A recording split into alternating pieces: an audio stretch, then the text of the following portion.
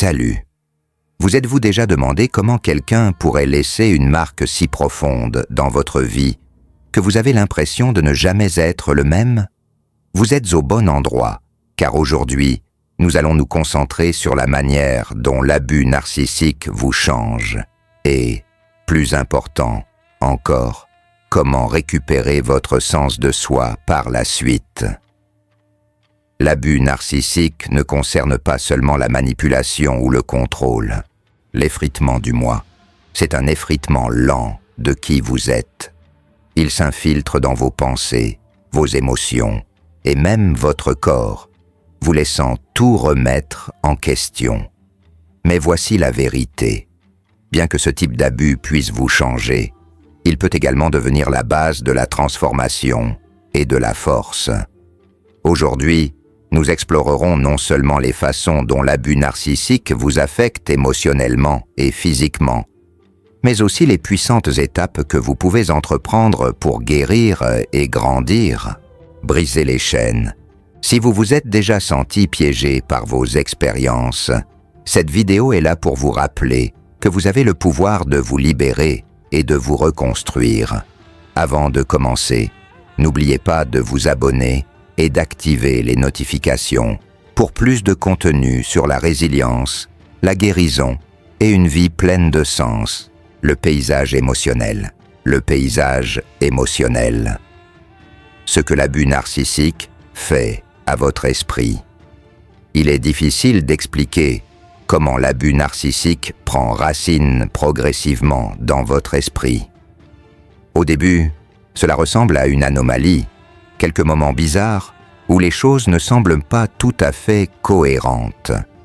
Peut-être est-ce la façon dont il tord vos mots lors d'une dispute, vous faisant douter de savoir si vous avez été trop dur ou trop sensible, ou la manière dont il transforme une conversation sincère sur vos besoins en une leçon sur leur sacrifice. Vous vous dites que ce n'est qu'un malentendu, doute croissant, mais avec le temps, les fissures s'agrandissent et quelque chose en vous commence à changer. Vous ne doutez plus seulement d'eux, vous doutez de vous-même. C'est ainsi que l'abus narcissique s'infiltre dans votre sens de la réalité. Il ne s'introduit pas avec un marteau-piqueur. Il se glisse silencieusement, comme l'eau s'infiltrant à travers une fissure au plafond, inaperçu jusqu'à ce que les dégâts deviennent impossibles à ignorer. L'effet de gazéification. Vous commencez à remettre en question vos souvenirs. Est-ce que cela s'est vraiment passé comme vous vous en souvenez? Peut-être avez-vous surréagi. La gazéification, l'une des tactiques les plus insidieuses utilisées par les narcissiques, vous laisse vous sentir étranger à votre propre esprit. C'est comme si vos pensées avaient été jetées dans un brouillard, vous laissant tâtonner à la recherche d'une clarté qui ne vient jamais. Réécriture manipulatrice, ce qui rend cette érosion de soi encore plus désorientante, c'est combien elle semble souvent délibérée. Les narcissiques sont habiles à utiliser le blâme et la manipulation pour réécrire l'histoire en leur faveur. Si vous exprimez de la douleur, ils peuvent vous accuser d'être trop émotionnel ou ingrat. Avec le temps, leurs paroles commencent à s'imprégner et vous commencez à les croire. Perte d'identité, vous commencez à vous surveiller, ajustant votre comportement pour éviter leur colère ou gagner leur approbation. Il ne faut pas longtemps avant que votre voix, celle qui vous guidait auparavant, semble étouffée sous le poids de leurs critiques. Il y a aussi une couche plus profonde et plus douloureuse, la perte d'identité. L'abus narcissique érode votre sens de soi jusqu'à ce que vous vous retrouviez à regarder dans un miroir en vous demandant qui vous êtes devenu. Remplacement des désirs par la peur. Leurs attentes et exigences remplacent vos désirs. Vous arrêtez de demander « que veux-je » parce que la réponse ne semble plus pertinente. Au lieu de cela, vous demandez « qu'est-ce qui maintiendra la paix » ou « comment puis-je éviter une autre dispute ?» Ce n'est pas juste une question de se sentir contrôlé. C'est la réalisation terrifiante que vous avez commencé à disparaître dans le processus. Anxiété constante. Et puis, il y a l'anxiété constante. Vivre avec un narcissique, c'est comme marcher sur une corde raide, au-dessus d'un puits de feu, ne jamais savoir quand le prochain faux pas vous fera plonger.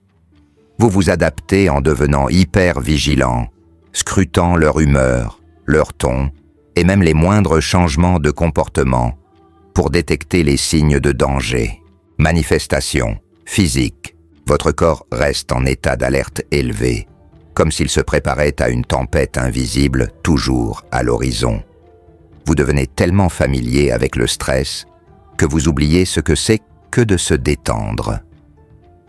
La psychologie moderne nous dit que ce genre de stress chronique a des effets profonds sur le cerveau. Votre réponse de combat ou de fuite, destinée à vous protéger dans des moments de danger immédiat, devient suractive. Sagesse stoïcienne et contrôle. C'est comme une alarme incendie qui ne cesse de sonner, même lorsque le feu est depuis longtemps éteint. Avec le temps, cela vous épuise, rendant difficile de penser clairement, de prendre des décisions ou même de faire confiance à vos instincts. La sagesse stoïcienne parle souvent de l'importance de maîtriser ses perceptions. Pourtant, l'abus narcissique tord cette idée en un cruel paradoxe. Le chemin de la guérison. Comment pouvez-vous contrôler votre esprit quand quelqu'un d'autre l'a transformé en champ de bataille? La vérité est qu'il faut un immense courage pour affronter les dégâts et commencer à démêler le réseau qu'ils ont tissé autour de vos pensées. Mais c'est le premier pas vers la guérison. Reconquérir votre esprit, reconnaître que la voie du doute et de la honte n'est pas la vôtre, elle est la leur. L'abus narcissique ne change pas seulement la façon dont vous voyez les autres, il modifie également la façon dont vous vous voyez vous-même. Il vous force à porter des fardeaux qui ne sont pas les vôtres, à remettre en question des vérités que vous teniez pour acquises et à traverser la vie comme si vous étiez perpétuellement déséquilibré. Découverte de la force intérieure. Malgré tout cela, vous devez toujours vous souvenir qu'il existe une force tranquille qui peut vous aider à reprendre votre esprit, morceau par morceau. Le chemin, pour se réapproprier soi-même, est long, mais chaque petit pas que vous faites est une déclaration. Vous êtes plus que les dommages qu'ils essaient de laisser derrière eux. Réaction physique. Ce que beaucoup de gens ne réalisent pas, c'est à quel point l'abus émotionnel s'imprime profondément dans le corps. Ce n'est pas juste quelque chose qui persiste dans votre esprit. Il s'incruste dans vos muscles, votre souffle, votre rythme cardiaque, longtemps après que les disputes se sont terminées et que les excuses, réelles ou fausses, ont été prononcées. Votre corps se souvient encore. Vous ne pouvez pas forcément relier consciemment les migraines, l'insomnie ou la tension dans vos épaules au narcissique de votre vie, mais le lien est là. Votre corps ne ment pas. Stress chronique comme compagnon. Même lorsque votre esprit tente de rationaliser ou de minimiser le mal, le stress chronique devient un compagnon silencieux. Vivre sous la manipulation émotionnelle d'un narcissique, c'est comme être enfermé dans une cocotte minute. Chaque jour ajoute une autre couche de stress qui ne disparaît jamais tout à fait. C'est comme si vous étiez constamment poursuivi par un prédateur, à la fois invisible et inévitable. Cet état d'hyper-éveil pourrait se manifester par des nuits blanches, des pensées agitées, ou cette sensation de perte dans votre estomac que quelque chose de terrible est sur le point de se produire, même lorsque tout semble calme. Détérioration physique avec le temps. Ce stress implacable commence à vous user physiquement. Peut-être remarquez-vous que votre niveau d'énergie chute, comme un téléphone qui se décharge plus vite, peu importe combien vous le rechargez. Les plus petites tâches deviennent difficiles, parce que votre corps fonctionne sur les vapeurs. Vous pourriez tomber malade plus souvent alors que votre système immunitaire fléchit sous le barrage constant d'hormones de stress, comme le cortisol. Un nouveau sens de l'épuisement, des problèmes digestifs, des maux de tête et des douleurs musculaires deviennent une partie régulière de votre vie. Ce ne sont pas des maux aléatoires, ce sont les moyens par lesquels votre corps signale que quelque chose ne va pas profondément. L'épuisement prend un tout nouveau sens lorsque vous êtes confronté à un abus narcissique. Ce n'est pas juste une fatigue physique, le fardeau de la vigilance. C'est une lassitude profonde de l'âme qui rend même les moments de repos insuffisants. Vous pourriez rester au lit pendant des heures, mais vous réveillez en ayant l'impression de ne pas avoir dormi du tout. C'est parce que votre corps n'est pas vraiment au repos. Il est en alerte élevée, à l'affût de la prochaine embuscade émotionnelle. Cet état constant de vigilance crée une boucle de rétroaction où vos symptômes physiques amplifient votre détresse émotionnelle, et vice-versa. L'isolement et ses effets. Ce qui est encore plus dévastateur, c'est la façon dont ce fardeau physique vous isole.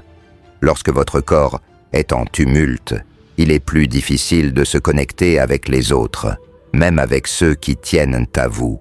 Vous pourriez annuler des plans parce que vous êtes trop épuisé, ou vous retirer parce que vous vous sentez trop brisé pour affronter le monde.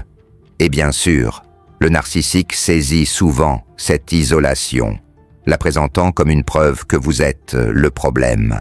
Le cycle de l'épuisement, c'est un cycle cruel. Il vous épuise jusqu'à ce que vous soyez trop fatigué pour riposter. Et puis ils utilisent votre épuisement contre vous. Mais il y a une autre couche à cette histoire, une qui parle de résilience.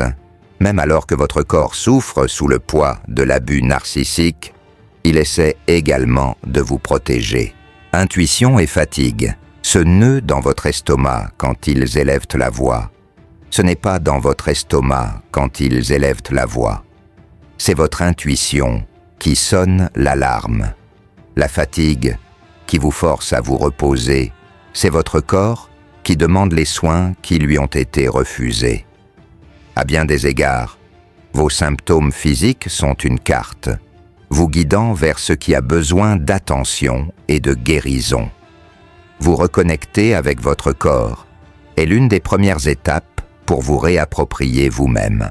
Pratiques pour la guérison. Des pratiques comme le yoga, la pleine conscience ou même des promenades dans la nature peuvent vous aider à commencer à libérer le stress stocké dans vos muscles et vos tissus. La sagesse stoïcienne nous enseigne à nous concentrer sur ce que nous pouvons contrôler. Et bien que vous ne puissiez pas effacer le passé, vous pouvez prendre de petites étapes délibérées pour prendre soin du corps qui vous a porté à travers lui. La réalité des cicatrices et la guérison.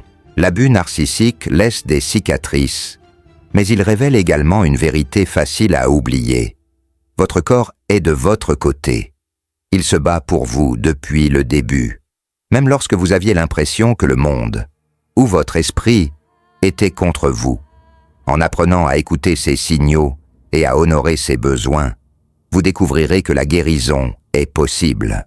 Conséquences psychologiques. Les conséquences psychologiques, les modèles et le trauma. Même après que le narcissique soit parti, sa présence persiste dans votre esprit, comme un écho que vous ne pouvez pas tout à fait faire taire. Vous pourriez vous dire que vous êtes libre, mais la liberté semble creuse lorsque les dommages qu'ils ont causés continuent de se répéter dans vos pensées, vos décisions et même vos relations. L'héritage de l'abus, c'est l'héritage cruel de l'abus narcissique. Il ne laisse pas seulement des contusions sur l'âme, il modifie la façon dont vous vous voyez et le monde. L'une des vérités les plus douloureuses sur la survie à l'abus narcissique est la prise de conscience de combien il vous conditionne à rester coincé. Le lien de trauma, par exemple, est une chaîne psychologique aussi réelle que toute contrainte physique. Le paradoxe de l'attachement.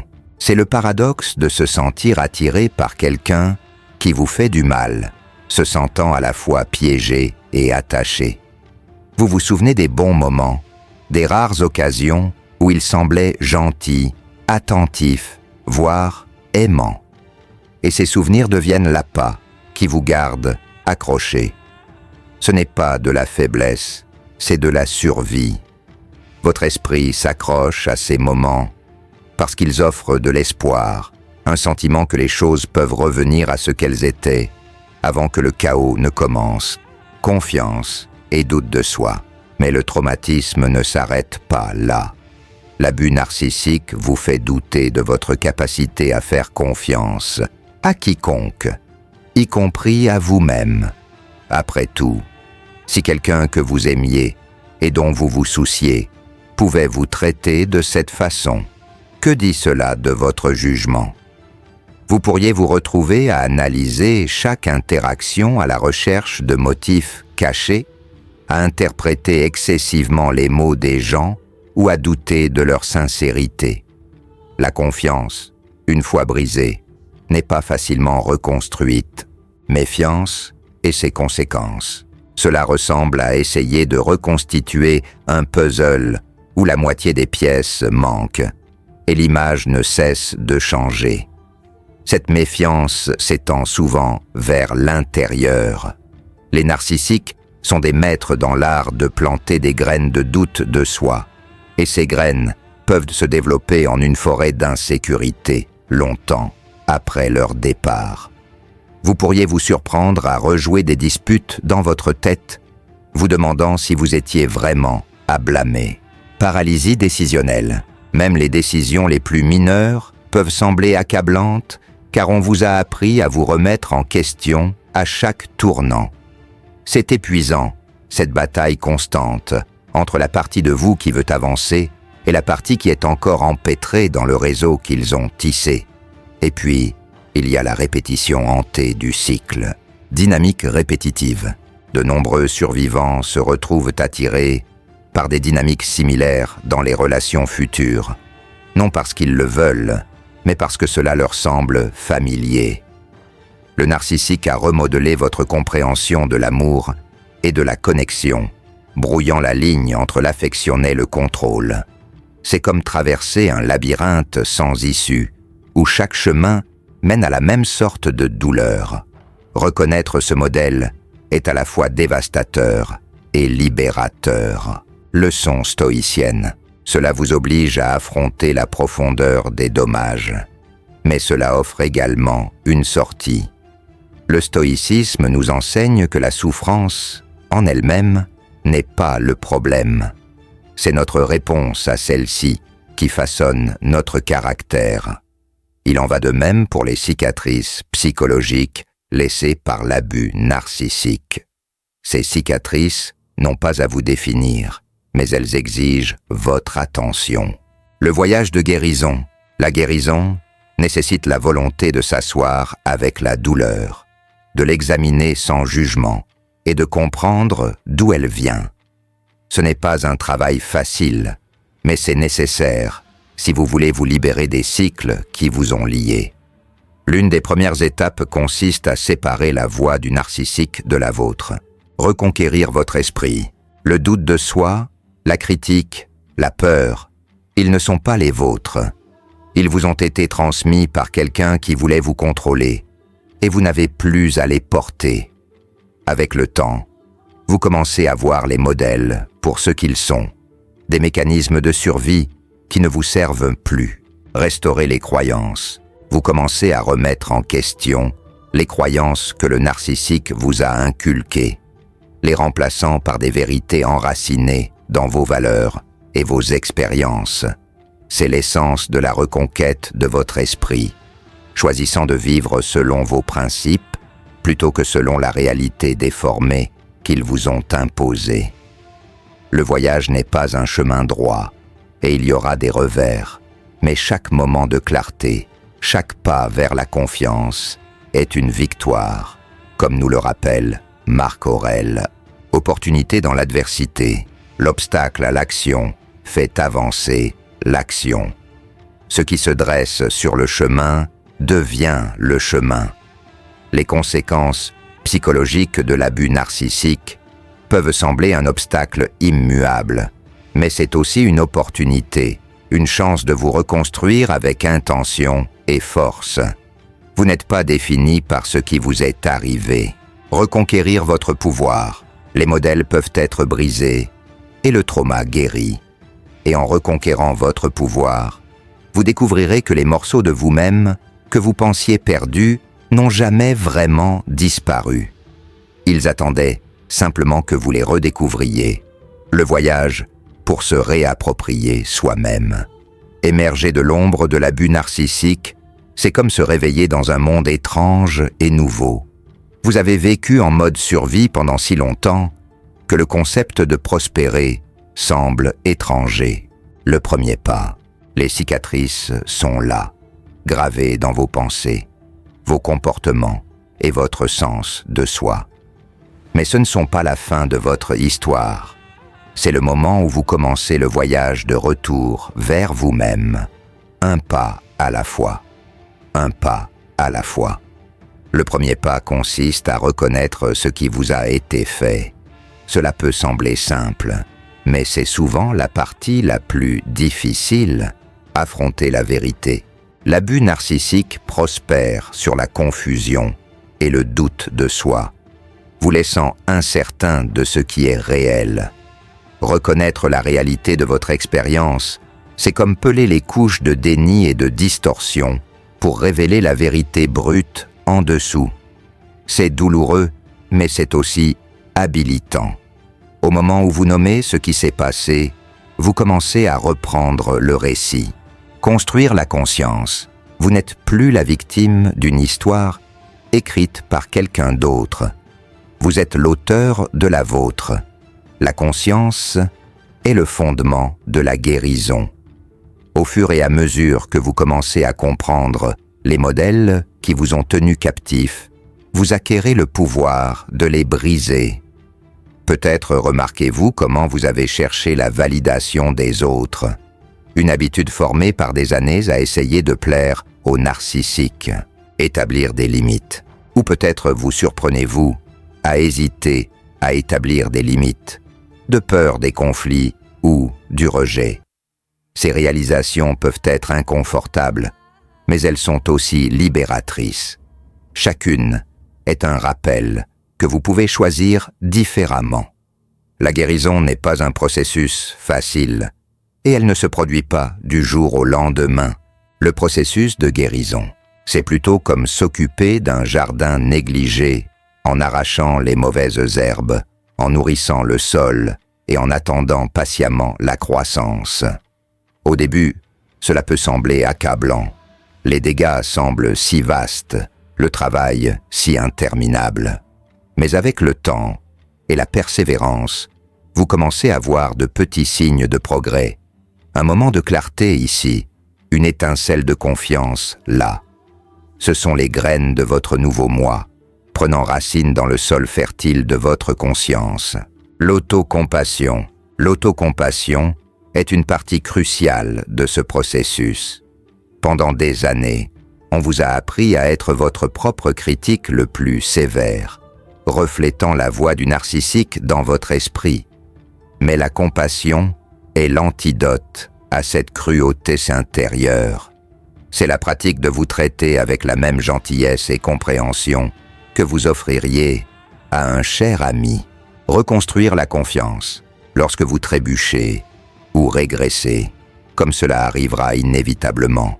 L'autocompassion vous rappelle que la guérison est un voyage, pas un test de perfection. La confiance, aussi, doit être reconstruite tant chez les autres que chez vous-même. Apprendre à faire confiance à nouveau peut sembler marcher sur de la glace mince. Chaque pas tentatif est chargé de peur. Mais la confiance n'est pas une question de foi aveugle. C'est une question de discernement. Le rôle des limites.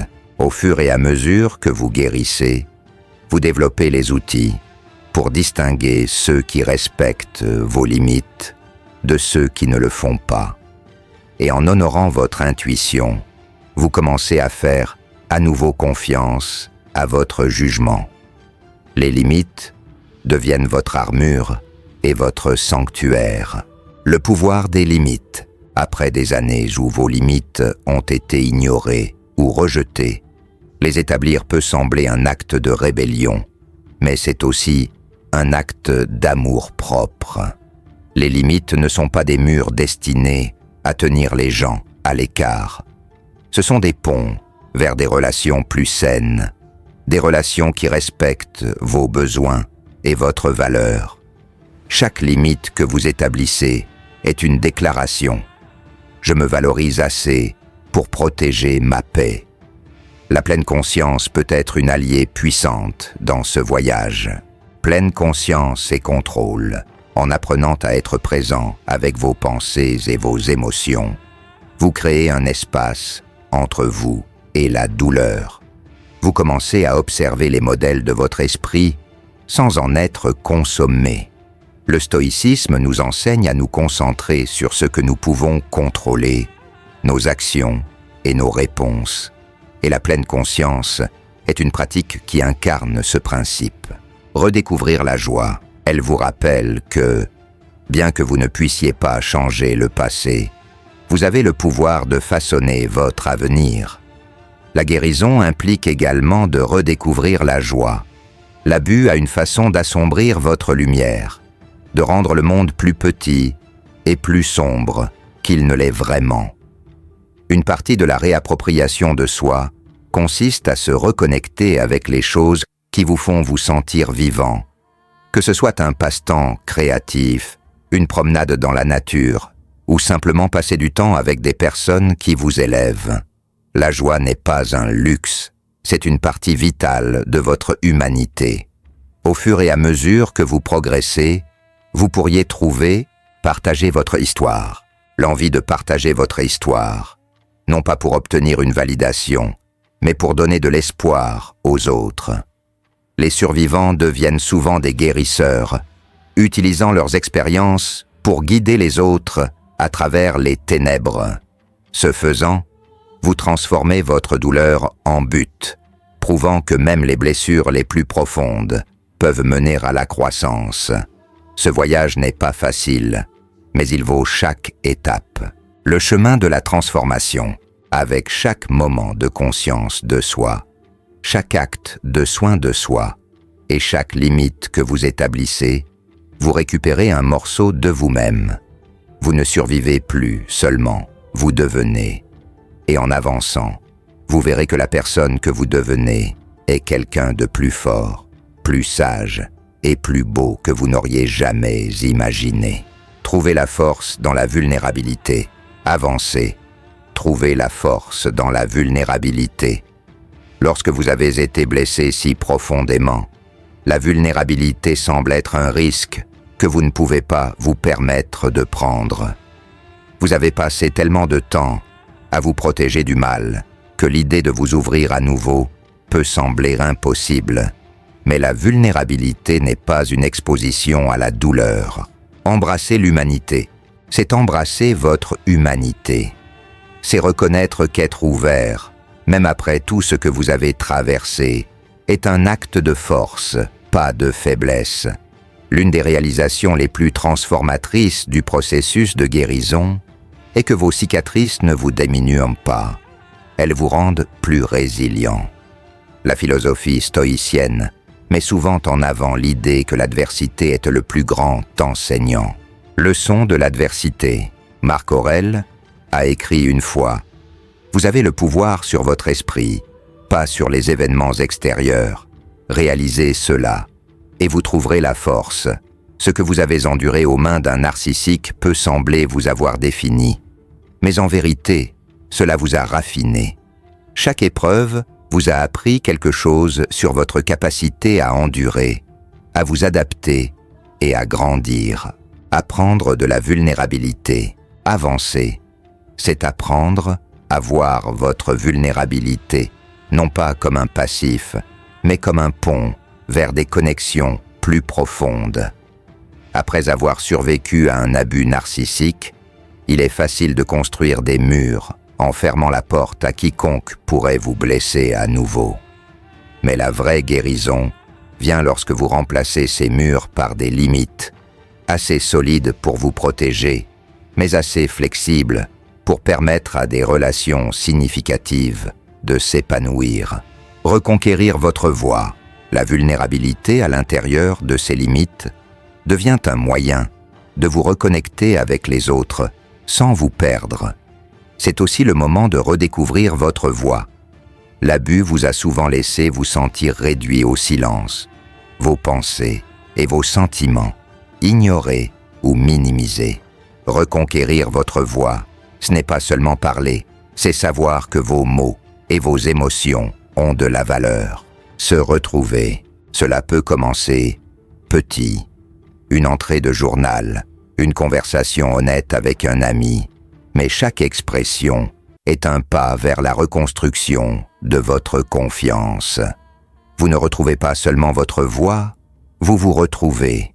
En avançant, vous pourriez remarquer que le monde semble différent, non pas parce qu'il a changé, mais parce que vous avez changé. La nouvelle normalité, les mêmes luttes qui vous submergeaient autrefois, vous semblent maintenant plus gérables. Vous commencez à aborder la vie avec une force tranquille, ancrée dans la connaissance que vous avez survécu à pire. Vous êtes plus perspicace et plus attentif à qui vous laissez entrer dans votre espace, mais vous êtes aussi plus compatissant envers vous-même et les autres. Aider les autres peut devenir une partie puissante de votre guérison. Guérir en aidant, similaire, transforme votre douleur en but. Cela vous rappelle que vos luttes n'ont pas été vaines. Elles vous ont équipé de l'empathie et de la sagesse nécessaires pour faire une différence. Lorsque vous tendez la main à quelqu'un encore dans l'obscurité, vous n'aidez pas seulement cette personne. Vous solidifiez votre chemin vers la lumière.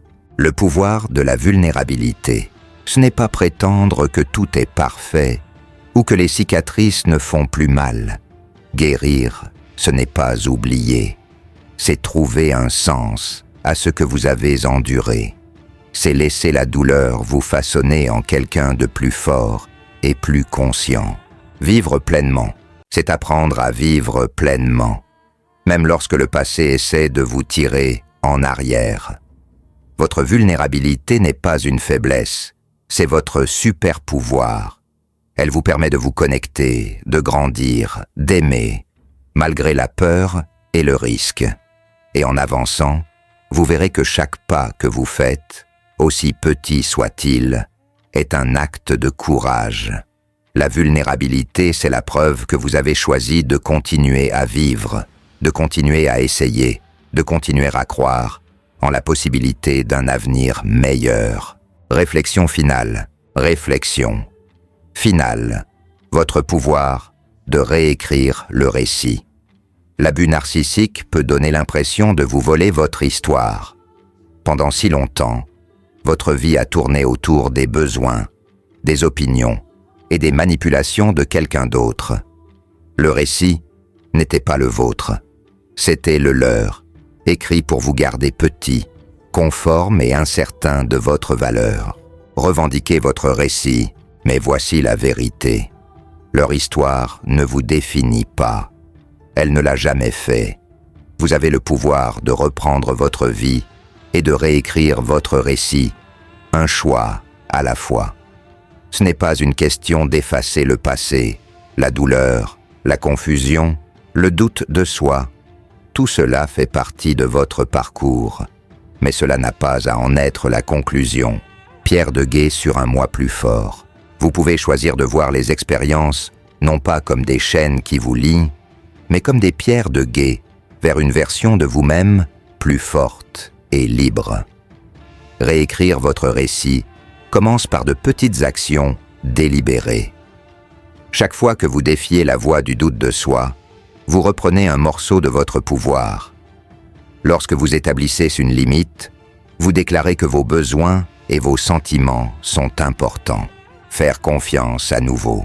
Lorsque vous choisissez de faire à nouveau confiance à quelqu'un ou à vous-même, Vous prouvez que vous êtes plus que les blessures que vous portez. Ces actes peuvent sembler petits, mais ce sont les fils qui tissent une nouvelle histoire, où vous êtes le héros et non la victime. La réflexion devient une partie vitale de ce processus. Regardez en arrière, non pas pour vous attarder sur la douleur, mais pour reconnaître votre force. Célébrez le progrès. Pensez au moment où vous avez tenu bon, même lorsque vous aviez l'impression que le monde était contre vous. Célébrez les fois où vous avez avancé un pied devant l'autre, même lorsque cela semblait impossible. Ce sont ces moments qui vous définissent et non la cruauté ou la manipulation que vous avez endurée. Embrassez le voyage. En avançant, souvenez-vous que la guérison n'est pas une question de perfection, mais de progrès. Il y aura des jours où le poids du passé semblera insupportable, mais il y aura aussi des jours où vous ressentirez la légèreté de la liberté. Les deux font partie du voyage. Ce qui compte, c'est que vous continuez à vous choisir encore et encore. Votre histoire est encore en train de se dérouler et le stylo est maintenant entre vos mains. Écrire un nouveau chapitre. Vous avez le pouvoir d'écrire un récit de résilience, de croissance et de découverte de soi. Un où votre passé ne fait pas de l'ombre à votre avenir, mais alimente plutôt votre transformation.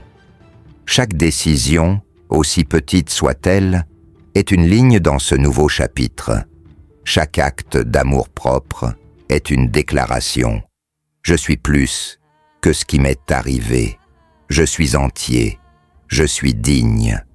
Que cela soit votre vérité. Conclusion. Pas une façonnée par la voix du narcissique, mais par la vôtre. Une voix forte, claire et indéniablement la vôtre. Vous ne survivez pas seulement, vous vivez. Et la vie devant vous est à vous de créer. Merci d'avoir regardé cette vidéo sur la manière dont l'abus narcissique vous change et le chemin pour vous réapproprier vous-même. Nous espérons que ce voyage vous a apporté de la clarté, de l'encouragement et des outils pratiques pour commencer votre processus de guérison. Souvenez-vous, les dommages que vous avez subis ne vous définissent pas. C'est votre réponse qui façonne votre avenir. Si cette vidéo vous a parlé, n'oubliez pas d'aimer, de vous abonner et de la partager avec quelqu'un qui pourrait avoir besoin d'entendre ce message. Votre avenir